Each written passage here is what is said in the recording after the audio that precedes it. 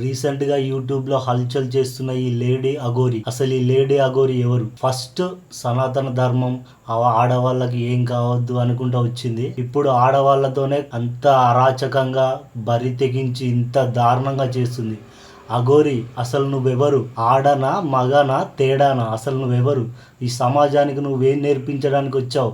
ఏం పీకడానికి వచ్చావు? అసలు నాకు అర్థం కాక అడుగుతా. ఈ సమాజానికి ఏం చేస్తావు? సనాతన ధర్మం అన్నావు, ధర్మం తప్పావు. ఈ అఘోరి ఆడవాళ్ళతో నువ్వు వశీకరణం చేసి వాళ్ళను వశపరుచుకుంటున్నావా?